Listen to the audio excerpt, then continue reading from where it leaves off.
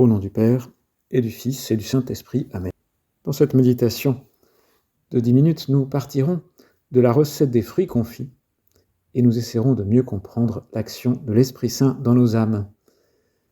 Ah, les 10 minutes ne sont pas un bloc de recettes de cuisine, mais le Seigneur, toi Jésus, tu as bien pris des comparaisons sur l'agriculture, sur la farine, le pain, sur les banquets, les festins. Alors nous pouvons bien commencer une prière par une recette, pourquoi pas. Les fruits confits, c'est bientôt l'époque, même si c'est pas encore Noël. Ce sont de vrais fruits, dans lesquels l'eau a été presque entièrement remplacée par du sucre. Ils gardent la forme et le goût du fruit de départ, par exemple une clémentine, un abricot, une cerise, mais ils sont très sucrés et ils se conservent très longtemps. Ce sont des produits assez chers parce que c'est très long à préparer. D'abord, il faut bien choisir et préparer les fruits, dénoyauter, enlever les pépins s'il y en a. On garde les petits fruits entiers, comme les cerises, les mirabelles. Les abricots ou les prunes plus massifs seront coupés en 2. L'ananas en tranches sera coupé en 4. On prépare un sirop, c'est-à-dire beaucoup de sucre dans peu d'eau, que l'on porte à ébullition. On recouvre les fruits de ce sirop de sucre en ébullition complètement. Et on laisse 24 heures en contact à chaud, bien sûr.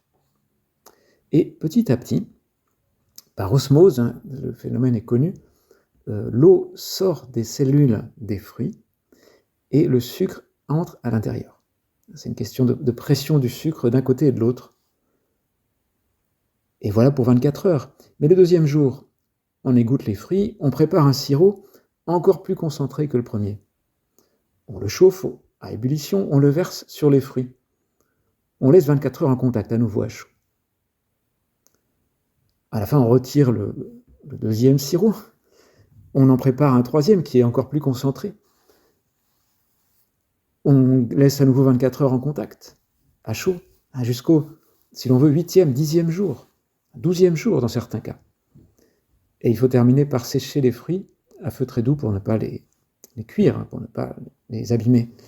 Alors, ce n'est pas une recette express qu'on peut faire le soir en rentrant, mais ça donne un résultat savoureux. Des fruits gorgés de sucre et qui gardent chacun sa saveur, chacun sa personnalité. Par exemple, une cerise confite pour terminer un gâteau, ou un marron glacé.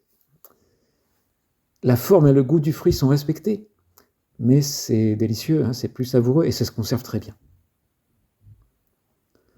On peut y voir, pourquoi pas, une évocation de l'âme emplie de la vie divine. Le fruit confit, l'âme emplie de l'amour de Dieu, imprégnée d'amour de Dieu, savoureuse envers Dieu et par Dieu aussi, et savoureuse pour les autres. Une telle âme peut difficilement tomber dans le péché grave et évitera facilement la tiédeur, la pourriture, qui est une forme de dégradation de l'âme, qui peut mener à la ruine.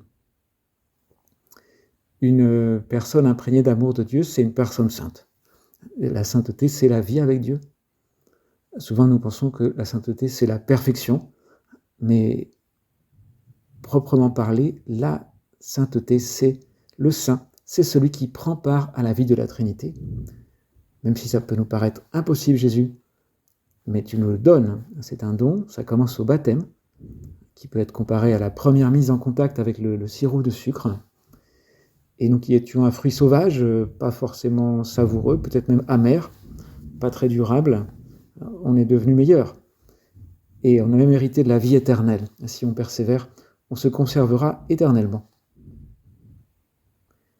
Et qui peut être le cuisinier, celui donc qui fait pénétrer en nous la charité et l'amour de Dieu, sinon l'Esprit Saint.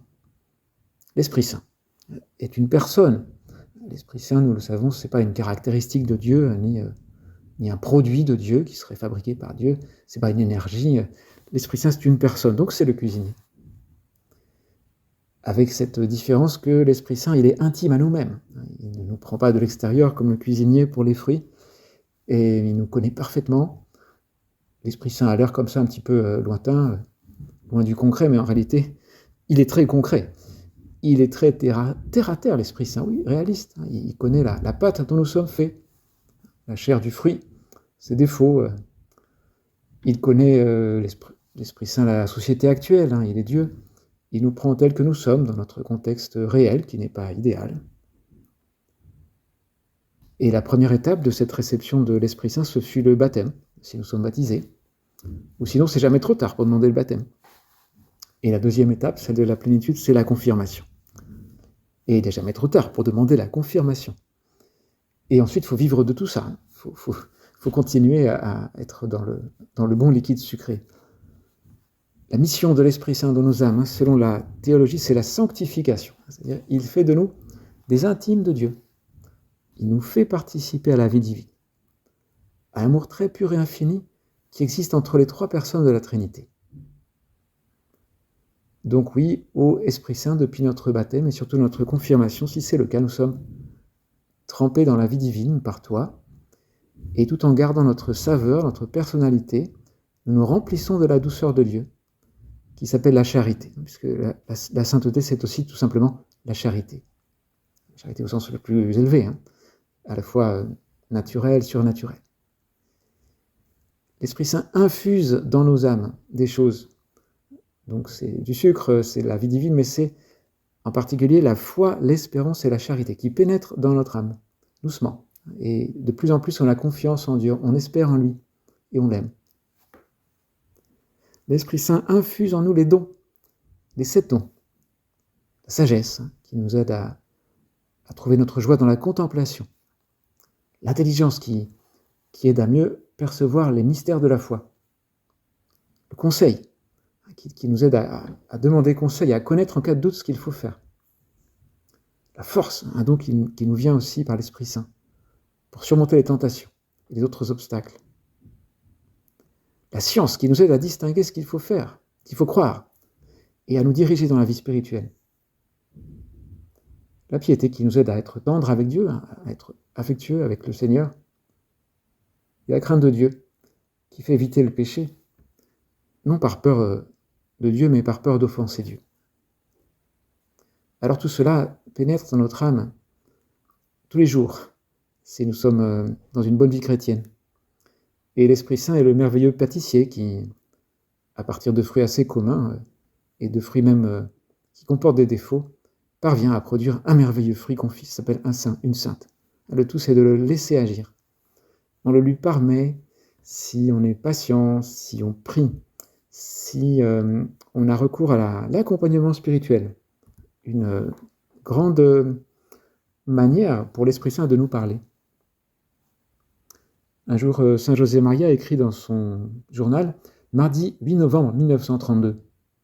Ce matin, il y a à peine 1 heure, mon directeur spirituel m'a fait découvrir un nouveau rivage.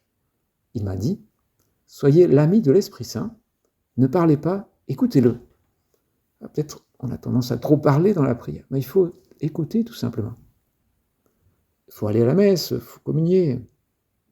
Ça peut nous demander du temps. Il faut aller à la confession, c'est un peu comme passer à la casserole d'une certaine manière, mais pour un tel bien, pour un tel soulagement.